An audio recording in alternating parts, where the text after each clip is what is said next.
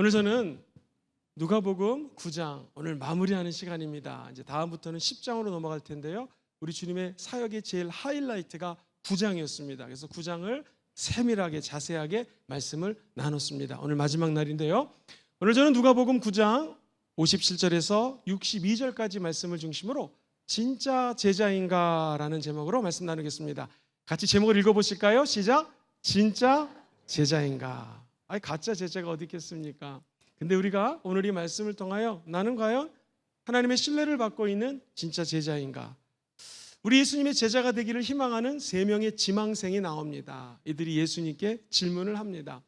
그런데 하나하나 질문에 우리 주님이 친히 대답을 하시면서 제자도란 이런 것이다 고 말씀합니다.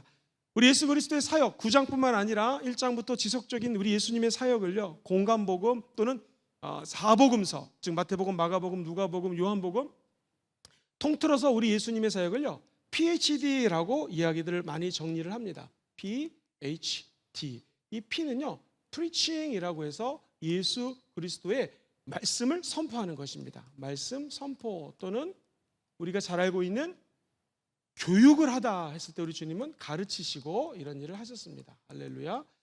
두 번째는요, 우리 예수님은 힐링이라고 해서 예수님이 이 땅에 오셔서 아픈 영혼들을 치료해 주셨습니다.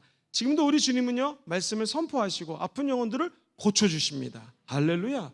한 걸음 더 나아가서 치유뿐만이 아니라 우리 주님은 제자를 양육하셨습니다. 제자들을 키우셨습니다. 영어로는 discipleship이라고 표현을 합니다. 즉 오늘 예수 그리스도께서는 예수의 제자가 되기 원하느냐, 어떤 마음을 가지고 제자가 될 수 있는지를 말씀하는 것이 오늘 본문입니다.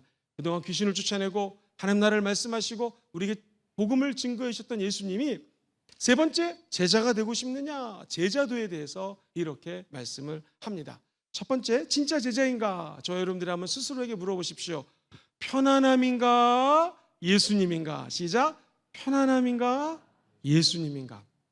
오늘 본문은 이렇게 시작합니다. 길을 가시는데 첫 번째 제자 지망생이 나타납니다. 그리고 우리 주님께 여쭤봅니다. 두 번째 줄 시작. 어디로 가시든지 나는 따르겠습니다. 이것을 쉬운 말로는 너무 재밌게 번역을 했어요. 시작. 쉬운 말로 시작. 예수 일행이 길을 가고 있을 때 한 사람이 예수께 와서 말했다. 선생님이 가시는 곳이면 어디든지 저도 따라가겠습니다. 그랬더니 계속 쉬운 말로 그 다음 절 한번 띄워주세요. 우리 주님이 대답하십니다. 시작. 예수께서 그에게 대답하셨다. 여우도 굴이 있고 공중의 새도 보금자리가 있어. 하지만 인자는 머리 누일 곳조차 없어. 여우에게도 굴이 있고 공중의 새에게도 둥지가 있는데 인자, 즉 하나님의 아들 예수님은 머리 둘 곳이 없다. 여러분 어떤 느낌이세요? 이 말씀을 보면은 예수님이 말하는 제자도는 세속적인 편의와 안락을 전제로 한 것이 아닙니다.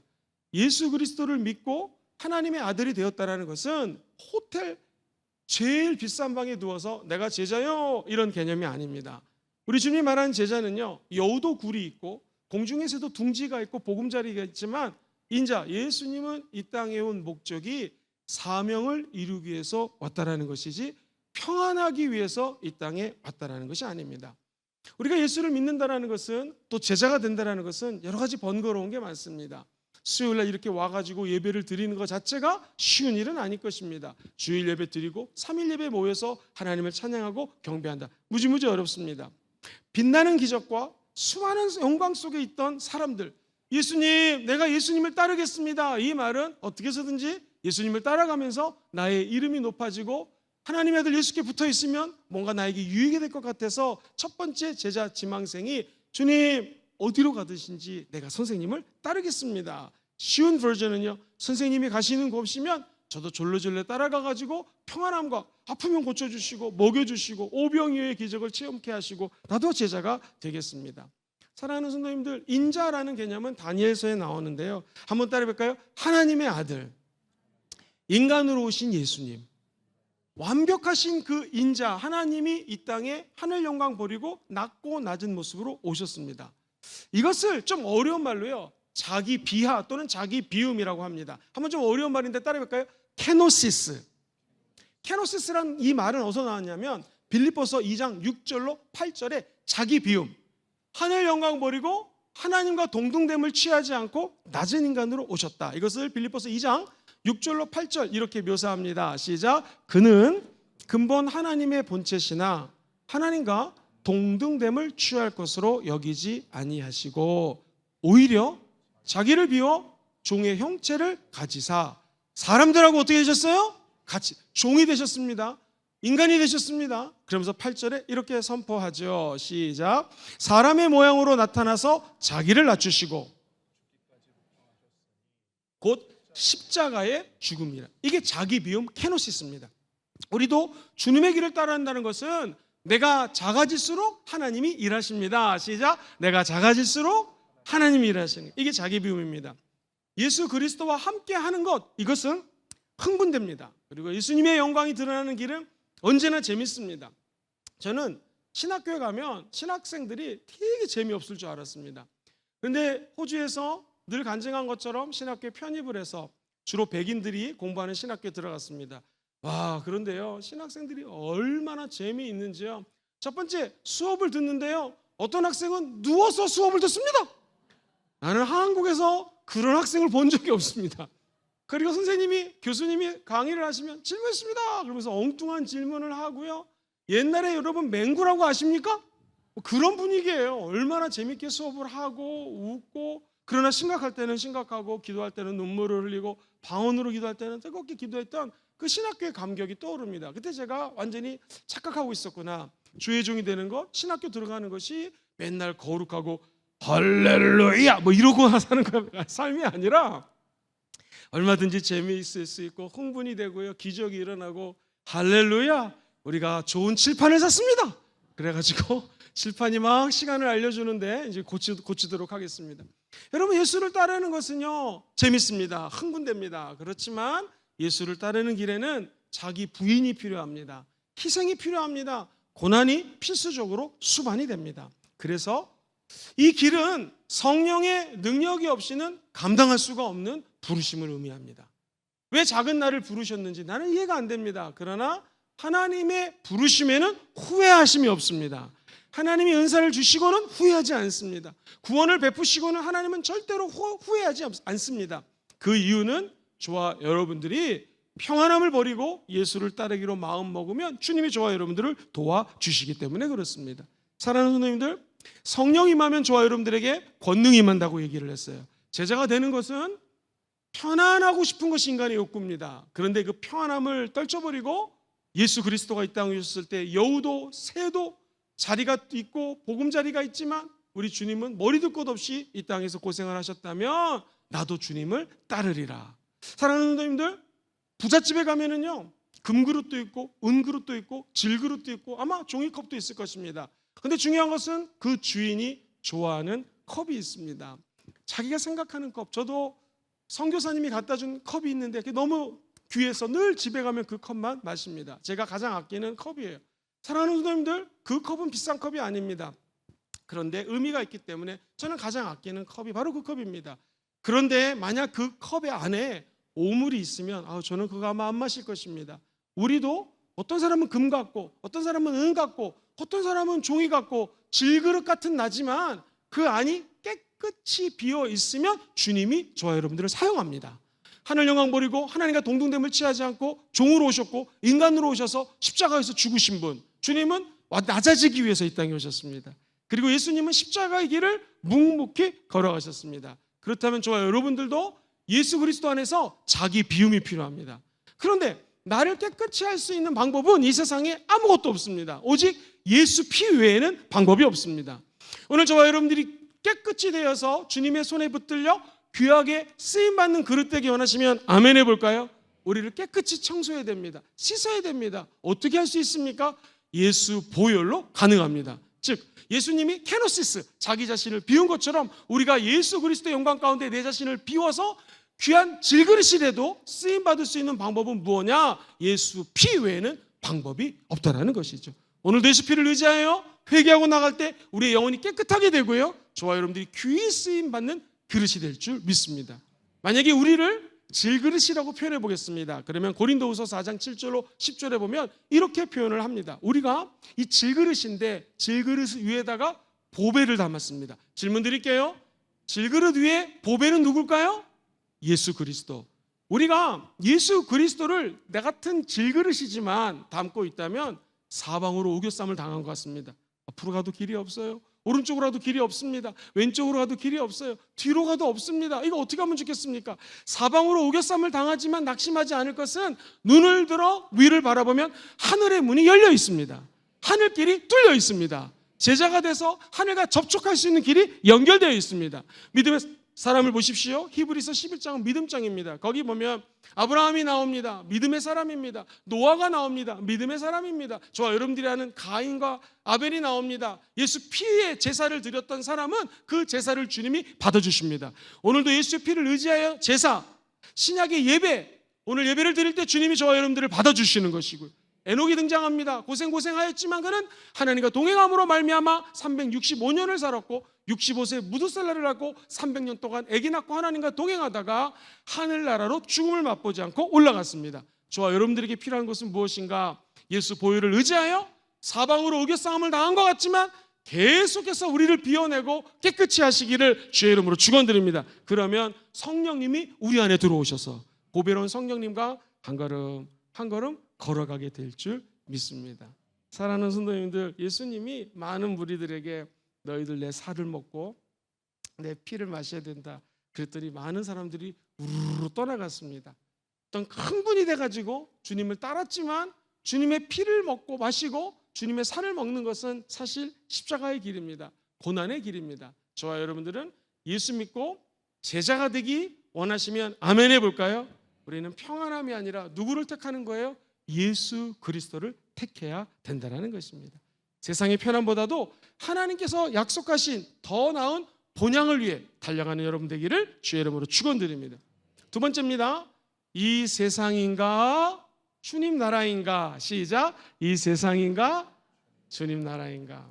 이 우선순위에 관련된 질문입니다. 여러분들의 우선순위는 무엇입니까? 두 번째 제자 후보생이 나타납니다. 그러면서 59절 같이 한번 읽어볼까요? 시작. 또 다른 사람에게 나를 따르라 하시니 그가 이르되 나로 먼저 가서,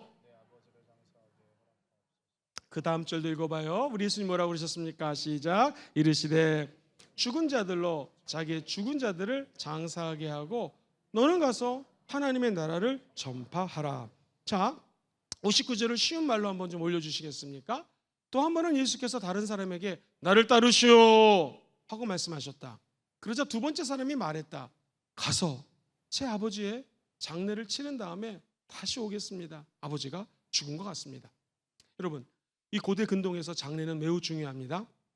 장례가 터지면은요, 일단 아무리 가난해도 피리를 부는 사람을 돈을 주고 고용합니다. 피리를 불어서 장례가 났음을 온 동네방네에 선포를 합니다. 그리고 아무리 돈이 없어도 곡하는 사람 2명을 돈을 주고 삽니다. 그래서 아이고 우리 옛날에 한국에서 장례 나면 기억하세요?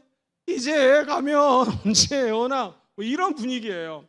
통곡을 합니다. 그리고 아무리 바빠도 자녀들은 장례가 나면 아버지 장례, 어머니 장례를 최우선순위에 둘 수 있는 것이 이스라엘의 문화입니다. 심지어 성전으로 올라갑니다. 성전이 이렇게 있으면은요, 올라가는 길, 내려가는 길이 있습니다. 그럼 많은 사람들이 여기로 올라가거든요. 그런데 나는 사람들이 올라가는 길에서 내려옵니다. 거꾸로 만약 장례가 제가 났으면 아버지 장례 때 났다는 것을 사람들에게 알려주려면 사람들이 내려오지 않습니까? 저는 글로 올라갑니다. 그러면 사람들이 알아요. 장례가 났구나. 그러면서 내려올 때 샬롬, 평강이 있을지어다, 위로합니다 하고 하면서 장례 난 사람이 성전에서 내려오는 사람에게 인사를 받으며 성전에 올라갑니다. 그러니까 이게 좌측 통행처럼 가야 될, 성전으로 가야 될 길이 있는데 장례가 난 사람은 거꾸로 갈 수 있다는 거예요. 그 정도로 2000년 전에 성전이 있었어요. 예수님 시대 때. 그 성전에 올라갈 때 장례 난 사람들은 배려했다는 거예요. 근데 지금 아버지가 장례가 나가지고 아버지 장례식을 좀 치르고 가겠습니다 했더니 주님이 그 다음 60절에 쉬운 말 한번 좀 읽어볼까요? 시작. 그러자 예수께서 그에게 말씀하셨다. 죽은 자는 장사를 지내게 하고 당신은 가서 하나님의 나라를 온 세상에 전파하십시오. 야, 이게 도대체 주님 너무 매정한 거 아닙니까? 사실은 이 말씀은 마태복음 8장 22절과 병행 구절에서 똑같은 말씀이 나옵니다. 근데 누가복음에는요, 너는 도리어 오히려 하나님 나라를 선포하기 위해서 제자로 불렀으니 나를 따르라는 것입니다. 매정하게 들립니다. 도대체 이 말의 뜻은 무엇일까요? 죽은 자가 제사하게 하라. 이 말은 죽은 영혼들이 제사하는 것이 아니라, 한번 따라해볼까요? 영적으로 죽은 사람들. 시작. 영적으로 죽은 사람들. 오늘날로 표현하면 믿지 않는 사람들이에요. 이렇게 사실은 수요일날 나와서 예배를 드린다는 것은 하나님이 택하지 않고는 올 수가 없습니다. 부르시지 않고는 수요일날 오전 저녁에 나와서 예배를 드릴 수가 없습니다. 저와 여러분들은 부르심받은 자들입니다. 그리고 우리들은 죽어도 천국에 갑니다. 그런데 믿지 않는 사람들은요, 죽은 영혼이에요. 잃어버린 영혼들이에요. 그 세상 사람들로 하여금 장례를 지내게 하고, 너는 예수 믿었으니 거듭났다, 다시 태어났다, 새롭게 되었다. 할렐루야. 여러분 기억하세요?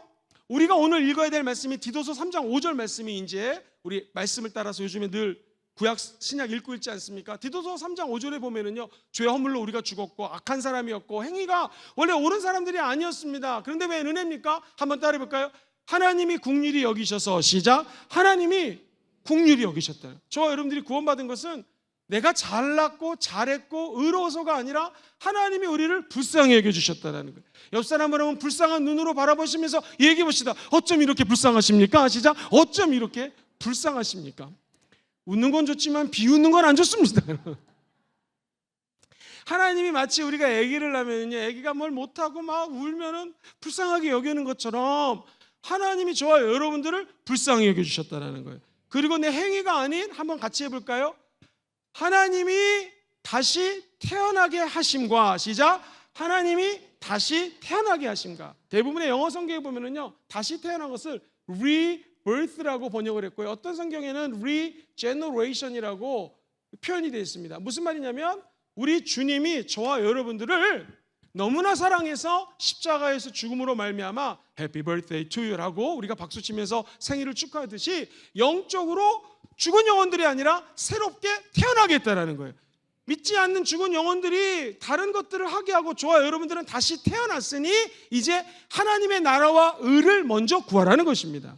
그리고 한번 따라볼까요? 성령의 새롭게 하심으로. 시작. 성령의 새롭게 하심으로. 제가 영어 성경이랑 영어 성경을 다 뒤져봤더니 대부분의 성경들이 renewal, 즉 저와 여러분들을 완전히 성령으로 새롭게 태어나게 하셨다는 거예요. 다시 말하면은요, 우리는 과거의 죄인이었지만 하나님 우리를 불쌍히 여겨서 택해 주셨고, 어떻게 거듭났냐면 예수 피로, 십자가의 은혜로 다시 태어났습니다. 그리고 성령님이 인쳐주셔서 새롭게 하심으로, 너는 마음을 새롭게 함으로 변화를 받아 이 하나님의 뜻이 무엇인가, 하나님의 선하시고 기뻐하시고 온전한 뜻이 무엇인가를 분별할 수 있는 은혜를 부어주셨다는 거예요. 그렇구나. 그렇다면 저와 여러분들이 해야 될 일은 무엇인가? 오늘 말씀 그대로 이 세상인가, 죽은 영혼들과 함께 지낼 것인가, 아니면 하나님의 나라를 위해서 살 것인가 결정하라는 것입니다. 사랑하는 성도님들, 질문하겠습니다. 하나님의 나라를 선포하시겠습니까? 이 세상 사람들하고 함께 지내시겠습니까? 말은 잘해요. 성경에 보면은 조금 어려운 말로 이거보다 더 좋은 일이 없다, 또 best of best thing이라는 게 있습니다. 제일 좋은 게 최고의 선이라고 하는 철학적인 이슈가 있거든요. 제일 좋은 거, 그 최고의 선이 뭐냐면은 복음 전파라는 거예요. 그러니까 아버지가 돌아가셨다고 장례를 치르는 것도 선한 일이지만 그거보다, 이보다 더 좋을 수는 없다. 가장 최고의 선이 복음을 증거하는 자의 삶이 가장 아름답다라는 거예요. 복음을 증거하는 자들의 발걸음이 얼마나 아름답냐고 성경은 얘기합니다. 전하는 자가 없는데 어찌 듣겠느냐. 저와 여러분들이 해야 될 것은 먼저 그의 나라와 그의 의를 구하라는 것이죠. 이것을 우리 오순절 신학자들은 어떻게 해석하냐면요, 한번 따라해 볼까요? 종말론적인 긴박성. 시작. 종말론적인 긴박성. 말이 어려운데 쉽게 얘기해서 2000년 전에 기억하세요? 우리들의 인사가 뭐였을까요? 한번 해보시죠. 마라나타, 주 예수여 어서 오시옵소서. 내가 마지막 때에 내가 내 영을 너희들에게 부어주리니 자녀들은 예언할 것이요 청년들은 환상을 보고 아비들은 꿈을 꾸리라. 할렐루야. 마지막 때에 성령이 부어져서, 저도 지난 월요일에 제가 서울에 갔다 왔거든요. 총회 선거위원회 위원이었기 때문에 가서 선거하는 거를 좀 도왔습니다. 그런데 깜짝 놀랄게요. 최근 발표에 의하면 우리 전 세계에 놀랍게도 6억 8,400만 명이 우리 오순절 신자들이에요. 하나님의 성의 성도들이에요. 남미는 80% 이상이 다 오순절주의자들, 여러분이 믿고 있는 우리 순복음 교인들이고, 아래 브라질 같은 경우에는요 거의 100% 가까운 사람들이 오순절 교단에서 신앙생활 한다는 거예요. 제가 언급했던 것처럼 싱가포르라고 하는 나라는 750개 교회가 있는데 550교회는 오순절주의자, 은사주의자들이 성령을 사모하면서 예배를 드린다는 거예요. 왜 그럴까요? 한 번 더 따라해 봅시다. 마지막 때에, 주님이 마지막 때에 성령을 부어주십니다. 그래서 초대교회 때 마라나타 주 예수여 어서 오시옵소서, 그것이 이 마지막 때에 주님이 성령을 부어주시는 거예요. 저와 여러분들은 누누이 말씀드리지만 성령 받으셔야 됩니다. 방언도 받으셔야 됩니다. 하나님의 은혜도 체험하셔야 됩니다. 오성 캠프를 아직 하지 않으신 분은 2자리가 남았습니다. 오셔서 꼭 캠프하시고 성령 받게 되기를 주의 이름으로 축원드립니다. 마지막 때에 주님이 이제 곧 오실 거라는 이 긴박성을 가지고 사는 사람들이 성령 운동하는 사람들이에요. 그래서 우리는 언제 어느 때 주님이 부르시면 주님 저 신부인데 기름이 준비되어 있습니다 말씀하시면 제가 신랑 되신 예수님을 반갑게 맞이하겠습니다. 직장, 가족, 중대한 계획, 우리가 모든 중요한 일들을 앞두고 있습니다. 그런데 더 중요한 일은요, 하나님의 나라를 선포하는 것입니다. 사랑하는 성도님들, 주님의 나라가 가까웠으니 오늘도 복음을 증거하는데 지체하지 말고 너는 나를 따라오라는 거예요. 요한계시록 데살로니가 전서에 보면 이런 말이 나와요. 주께서 속히 오실 때를 기다리며 하나님의 나라를 확장하라는 것입니다. 사랑하는 성도님들, 어떤 성도가 해외 선교 사명을 받았습니다. 그런데 가족을 이별을 해야 됩니다. 그때 선교의 사명이 있다면 선교를 우선시하라는 거예요. 우리 믿음의 선배들은요, 만일 주님이 내일 오신다면 오늘 전도하시겠습니까? 여러분 스스로 한번 물어보십시오. 주님이 만약 내일 오시면 오늘 전도하시겠습니까? 해야죠. 왜냐하면 전도하는 데는 상급이 있기 때문에 그렇습니다. 할렐루야. 데살로니가전서 5장에 보면 이런 말이 나와요. 주의 날이 도둑같이 이룰 줄을 너희 자신이 자세히 알기를 원하노라. 우리는 낮에 속하였으니, 같이 한번 따라해 볼까요? 깨어서 정신을 차릴지어다. 시작. 깨어서 정신을 재림이 가까웠으니 너희들은 깨어서 정신을 차리라는 거예요. 요한계시록 22장 12절 20절 똑같이 얘기합니다. 같이 보시죠. 보라 내가 속히 오리니. 시작. 보라 내가 속히 오리니. 그때 성도들이 대답이 뭐냐? 아멘 주 예수여 어서 오시옵소서. 시작. 아멘 주 예수여 어서 오시옵소서. 잔치에 제가 초대를 했습니다. 여러분 제가 이 초대하는 잔치에 좀 와주세요. 첫 번째 그룹, 아이고 목사님 제가 밭을 샀어요. 갈 수가 없어요. 밭을 관리해야 됩니다. 목사님 제가 소를 샀습니다. 이 소가 먹이고 소를 갖고 일을 해야 됩니다. 세 번째 그룹, 목사님 장가 갔습니다. 이 성경에 나옵니다. 누가복음 14장 16절로 24절에 보면 나는 밭을 샀어요. 땅 샀습니다. 부동산이 있어서 관리하느라고 힘듭니다. 제가 소를 샀습니다. 먹고 살아야 됩니다. 소 키우는 게 쉬운 게 아닙니다. 제가 장가 들어야 됩니다. 그러면서 주님이 초대한 잔치에 가지 않았다는 것입니다. 저와 여러분들은 생업이 있고 재산이 있고 가족이 있습니다. 그런데 어디에 우선순위를 둬야 되는가? 우리는 먼저 그의 나라와 그의 의를 구해야 됩니다. 마태복음 6장 33절 암송해 볼까요? 너희는 먼저 그의 나라와 그의 의를 구하라. 그래야면 이 모든 것을 너희에게 더하시리라. 이게 쉬운 말 성경은요 재밌게 번역이 되어 있습니다. 너무 쉽게 번역되어 있어요. 시작. 여러분은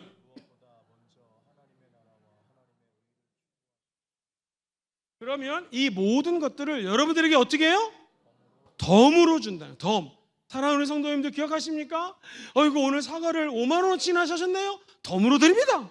기억하시죠? 하나님의 나라와 하나님의 의를 구하면 하나님이 이 모든 것들을 가장 우선순위에 두었기 때문에 다른 것들을 덤으로 준다는 거예요. 5만 원어치 사면 많이 줘봤자 5천 원씩 덤을 줄 텐데 하나님의 법칙은 틀립니다. 너희가 먼저 그의 나라와 의를 구하면 이 모든 것들, 구하는 모든 것들은 덤으로 따라온다는 것입니다. 그러므로 저와 여러분들은 기억하십시오. 이 세상인가 주님 나라인가? 정답! 주님 나라, 하나님의 나라를 선포해야 됩니다. 세 번째, 예수의 제자 후보생이 나옵니다. 같이 한번 해볼까요? 과거인가 미래인가? 자, 세 번째 사람이 61절 이렇게 질문합니다. 또 다른 사람이 이르되 주여 내가 주를 따르겠나이다마는 나로 먼저 내 가족을 작별하게 좀 허락해 주세요. 굿바이 하고 와야 되지 않겠습니까? 그랬더니 62절에 우리 주님이 너무나 유명한 말씀을 하세요. 시작. 예수께서 이르시되 손에 쟁기를 잡고 뒤를 돌아보는 자는 하나님 나라에 합당하지 아니하니라. 와, 이 무서운 말입니다. 이거 쉬운 말로 한번 읽어보겠습니다. 한 번은 또 다른 사람이 예수께 말했다. 주님, 저는 주님을 따르겠습니다. 하지만 먼저 집안 사람들과 작별 인사를 좀 하고 오겠습니다. 그랬더니 우리 주님이, 이건 같이 읽어봐요. 시작. 그러자 예수님께서 그에게 말씀하셨다. 누구든지 손에 쟁기를 잡고 하나님 나라에 적합하지 않소. 목사님, 이게 무슨 말입니까? 여러분, 저는 농사를 지어보진 않았지만 쟁기는 알거든요.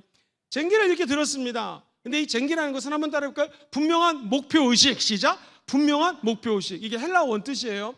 쟁기를 잡았으면 목표가 있지 않습니까? 밭을 갈든지 고랑을 패든지 뭐를 봐야 하기 위해서 앞으로 쟁기를 가지고 나갔어요. 목적이 있단 말이죠. 농사를 지신 분들은 저보다 더 잘 알겠죠. 그런데 이 쟁기를 들고 만약에 제가 일을 해야 되는데 여러분 보세요. 뒤를 돌아봅니다. 어떻게 될까요? 똑바로 쟁기질을 못하겠죠. 주님 말씀하신 것이 그것입니다. 주님 따르겠지만 제가 가서 뒤를 돌아서 우리 가족들에게 인사를 하고 돌아오겠습니다. 그 얘기를 합니다. 사랑하는 성도님들, 유명한 데이빗 플랫 목사님이 이것을 설교하면서 이렇게 얘기를 합니다. 제가 그대로 인용하겠습니다. 제자가 되려면 예수님을 향해 무슨 길로? 한 길로. 두 번째 줄 시작. 오직 앞으로만 뛰어들어야 된다. 쟁기를 들었으면 하나님을 향해서 뛰어들어가야 돼요. 앞으로만 뛰어들어야 됩니다. 제가 신학교 다녔을 때 편입을 해서 공부할 때 일이었습니다. 나이는 저보다 많지만 1년 후배로 신학교 후배 여자 자매님이 신학교에 들어왔습니다. 이 자매님은 우리나라에서 석사과정을 마치고 호주에서 박사과정을 하는 중간에 하나님이 부르셔가지고 신학교에 왔습니다. 이 자매님이 은혜를 체험합니다. 성령을 체험합니다. 방언을 체험합니다. 그리고 하나님의 변화를 하나님의 역사를 체험합니다. 그러자 이 자매님이 삶을 주님께로 드리기로 하고 어느 날 비전을 받습니다. 선교사가 되라는 하나님의 비전이 임합니다. 그때에 어떤 일이 벌어졌냐면 아버님이 수원에 사셨는데 네가 박사과정을 하고 교수가 될 걸 알고 있었기 때문에 너한테 그 비싼 호주의 유학생으로서의 학비를 제공하고 생활비를 준 건데 네가 선교사가 된다면 나는 너에게 학비를 제공해 줄 수 없다 하면서 아버지랑 끊어집니다. 엉엉엉 울면서 신학교 학비도 만만치 않은데 이제 재정이 들어오진 않습니다. 무슨 아르바이트를 했냐면 대성전을 베큐um 머신으로 이렇게 막 청소기로 청소를 하면 시간당 13불을 받습니다. 그래서 4시간 정도 한 13,000원을 받으니까요. 그래봤자 5만 원 정도밖에 되지 않습니다. 그 알바를 매일매일 하면서 어렵게 공부를 했습니다. 그리고 그 자매가 신학교를 졸업을 하고 아프리카로 선교를 갔습니다. 손지연 선교사입니다. 어떤 일이 벌어졌을까요? 인생의 중요한 일, 뒤처리를 하고 싶고 해야 될 일이 우선적으로 있지만 하나님의 명령에 순종하자 웬일입니까? 아버지가 예수를 믿게 되었습니다. 그리고 그 아버지가 좀 재정적으로 넉넉했는데 회개를 하고 선교 사역을 적극적으로 돕기 시작합니다. 학비보다도 더 많은 재정을 동원하게 되고요. 더 놀라운 것은 아버지 지인들이 재력가들이 많았는데요. 상상을 초월하는 헌금을 아프리카에 보내서 교회를 세우고 하나님의 일을 하는 것을 제가 옆에서 직간접적으로 지켜보면서 많은 걸 깨달았습니다. 먼저 그의 나라와 그의 의를 구하십시오. 쟁기를 들었으면 하나님의 나라가 우선순위가 돼야 된다는 거예요. 쟁기를 잡고 뒤를 돌아본다는 것은 먼저 하나님 나라에 우선순위를 두는 사람은 그렇게 하지 않는다. 오늘 본문은 이렇게 얘기를 하는 것이죠. 하나님 나라에 합당하지 않다라는 거예요. 저와 여러분들은 하나님 나라에 합당한 자가 되기를 주의 이름으로 축원드립니다. 창세기 19장에 보면은요, 너는 절대로 뒤를 돌아보지 말아라. 기억하십니까? 소돔을 탈출했던 롯의 아내. 롯의 아내는 뒤를 돌아보자 무슨 기둥이 되었습니까? 소금 기둥이 되었죠. 하나님께서 탈출하라 명령하셨습니다. 그런데 과거에 대한 미련 때문에 뒤를 돌아봅니다. 그때 심판을 당할 수밖에 없습니다. 그래서 성경에 보면은 누가복음 17장 32절에 한번 같이 해보시죠. 롯의 철을 기억하라. 시작. 롯의 철을 기억하라. 우리 주님 말씀하셨습니다. 롯의 철을 왜 기억합니까? 쟁기를 들고 뒤를 돌아보지 말라라는 것입니다. 부자 청년이 예수님께 나왔습니다. 어떻게 되면 내가 주님을 따라갈까요? 주님의 제자가 될까요? 청년은 영생을 얻고 싶었습니다. 그러자 너 재물을 버리고 나를 따르라. 그때 슬퍼하면서 이 부자 청년이 돌아갑니다. 만약 이 부자 청년이 주님을 따랐더라면 더 많은 오히려 물질의 축복을 받았을 것입니다. 결단의 순간 저와 여러분들은요, 예수를 따라가시기를 축복합니다. 예수님이 제자를 불렀습니다. 베드로, 안드레, 야고보, 요한 즉시 배를 던져버립니다. 그물을 던져버립니다. 그리고 예수를 따르는 것이죠. 아하, 저와 여러분들은 즉각적으로 하나님 말씀에 순종하시기를 주의 이름으로 축원드립니다. 빌립보서 3장 13절로 14절에 보면은요, 뒤에 있는 것은 잊어버리고, 시작! 뒤에 있는 것은 잊어버리고, 앞에 있는 것을 잡으려고, 시작! 앞에 있는 것을 잡으려고, 표대를 향하여, 시작! 표대를 향하여. 그 다음 제가 읽어드릴게요. 그리스도 예수 안에서 하나님이 위에서 부르신 부르심이 있습니다. 근데 그 부르심은 부름의 상이 있습니다. 그 상을 향하여 같이 해보시죠. 상을 향하여 달려가노라. 시작. 상을 향하여 달려가는 것. 하나님 뒤돌아보지 않고 하나님이 주신 상을 향하여, 부르심을 향하여 달려가겠습니다. 누가복음 9장 62절 한 번 더 올려봐 주세요. 우리 주님이 이렇게 62절에 말씀하십니다. 같이 한번 본문 62절 시작. 예수께서 이르시되 손에 쟁기를 잡고 뒤를 돌아보자는 하나님 나라에 합당하지. 사실은 이 설교를 준비하면서 목사인 저도 찔립니다. 우리가 완벽한 제자가 되는 것이 사실은 불가능합니다. 그렇죠?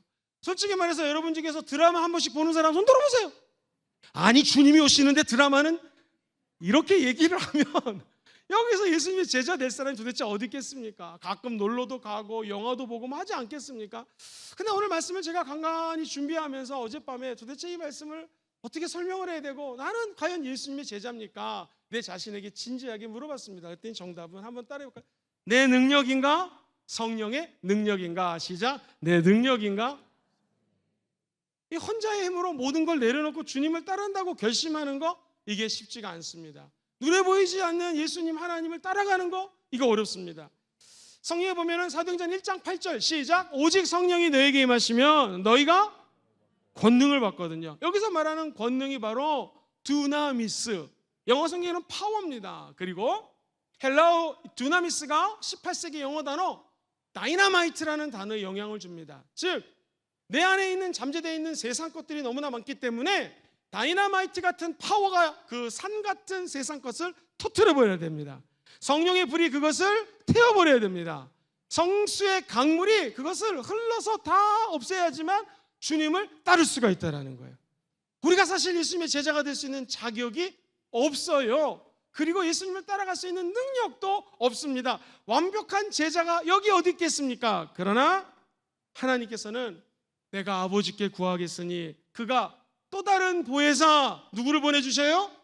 진리의 성령을 보내주십니다. 그리고 영생을 위하여 할 일을 할 수 있도록 새 힘을 주신다는 거예요.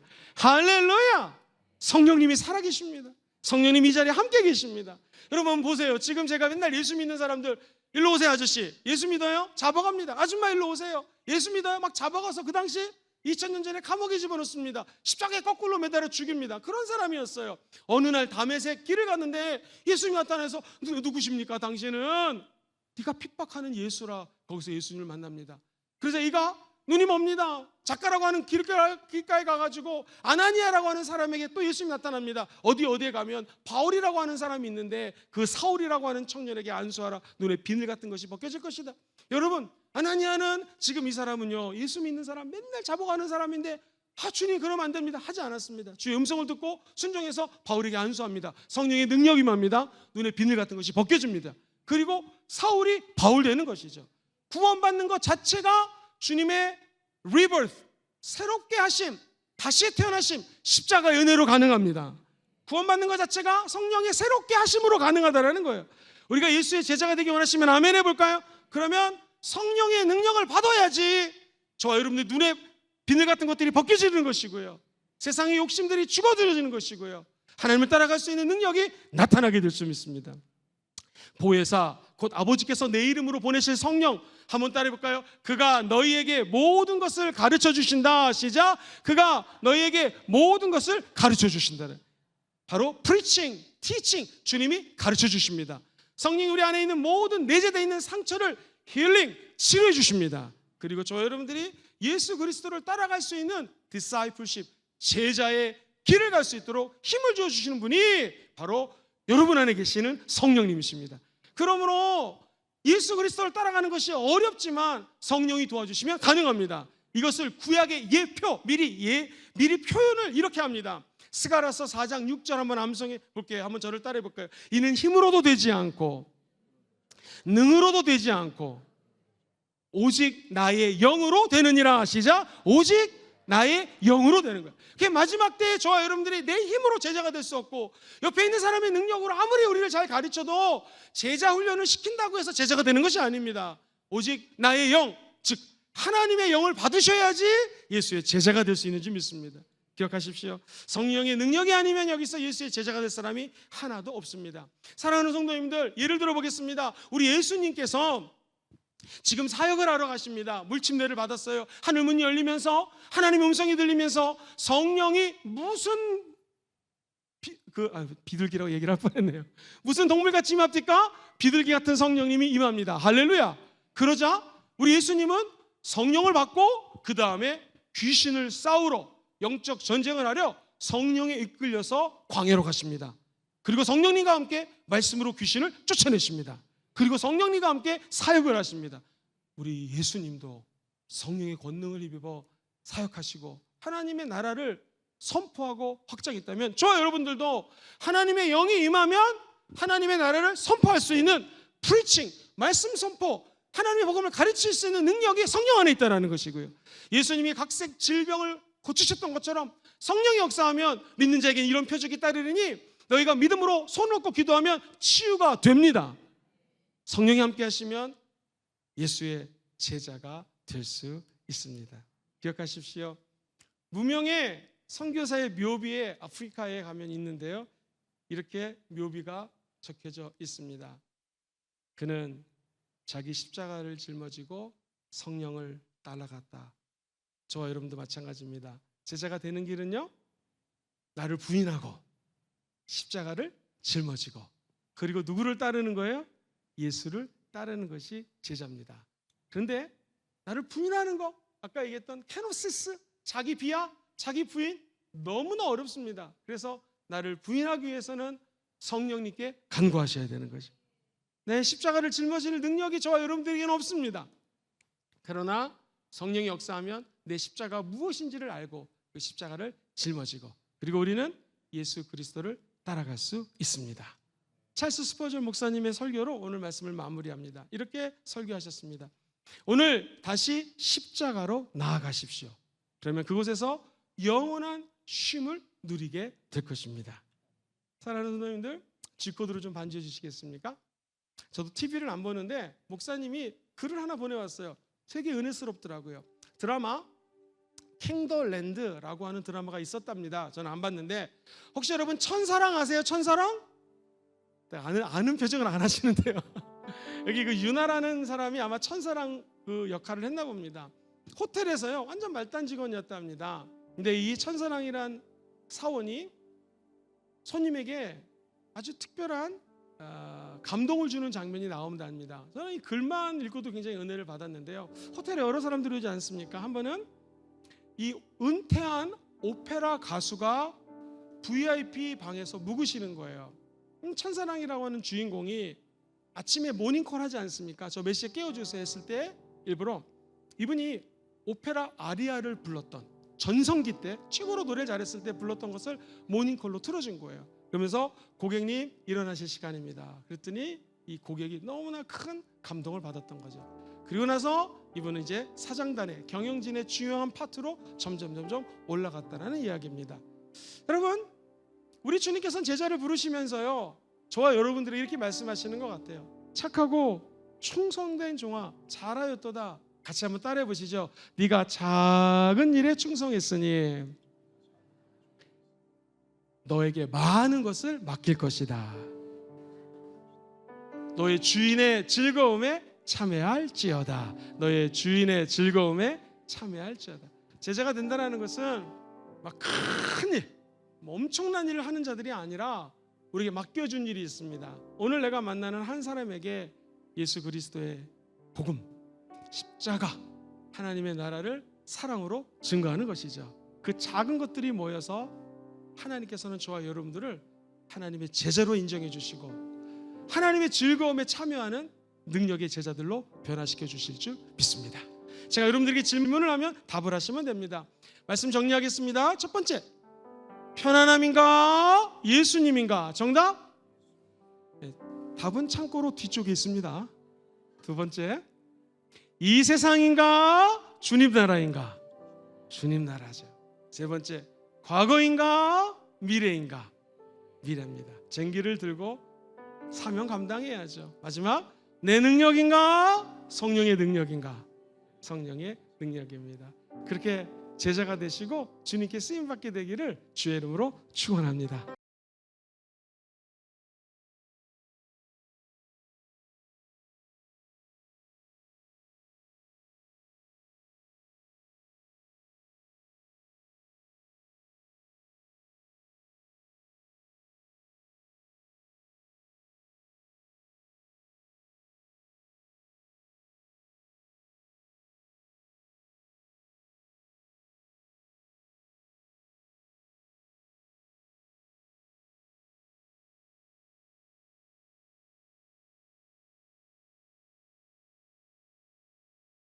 네.